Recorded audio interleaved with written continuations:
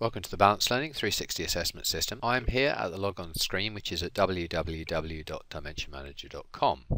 I'm going to enter a username and a password and log into the system. I'm going to click New Survey, and I'm going to do it based on a standardized Leadership 360 survey that most of our customers would want to change to reflect their own competencies. This is the home screen for this specific survey, and we are on the setup screen. This enables you to set the basic parameters for the survey you're running. We can, for example, change the name. So we could change this to Leadership 360 Survey Demo and set that. Now, what you would tend to do is set this up for a group of people. So our customers often have things like Senior Managers 360 2011 as the name, and then they might run a 2012 one.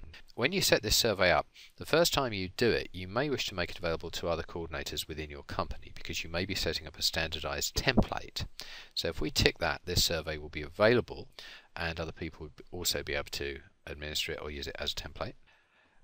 With the 360 you don't normally randomize order, but it is possible, and you can choose to have fully anonymous reporting, and you'll see the tooltip has appeared here, and the graphing in the downloadable report will have complete anonymity, whereas with the normal 360 we would show, for example, managers' responses, and then we would integrate colleagues' responses, so there was a level of anonymity, and subordinates' responses, or whatever the other groups were, but this will allow full anonymous reporting. The coordinator, trainer, is normally notified by email when all respondents have submitted, and that means that you have the ability to go in and print the report. We can set up so that the participant, which is the person who you are gathering data about, can select their own respondents. So for example, you're going to be able to define who, in terms of the types of people, will assess them. The participant can be enabled to determine who they are. If you untick this box, it will mean that you select the respondents yourself, and in this particular case I'm going to untick that box. Some organisations, particularly when they've run 360 for a while, may allow participants to see reports directly. If you haven't run this before and your HR group is going to be going through the reports with the individuals, you would not want them to be able to directly see reports. You probably do want them to be notified by email when a respondent submitted the survey, so they have a sense of when it's completed, because they can chase people up. We usually allow everybody to see their own survey answers. This is just what they have put in to the system, and it helps us comply with Data Protection Act, because they can always see the data that they have put in. The next area is respondent groups. You can have up to 6 different groups. You will always have self. The next group we have here is manager.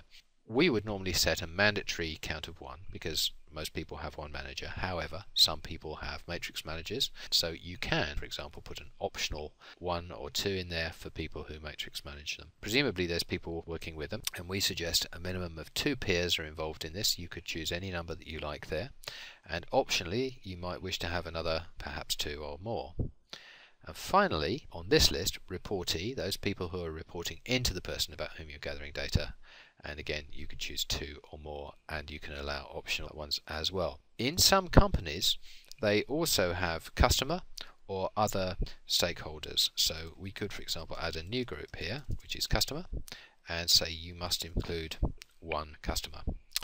The total number that you can have in all is 18, and what I've set up here is 7 mandatory and another 4 which are optional, so that's 11. Now that's it for the setup screen. That's all you can do in here.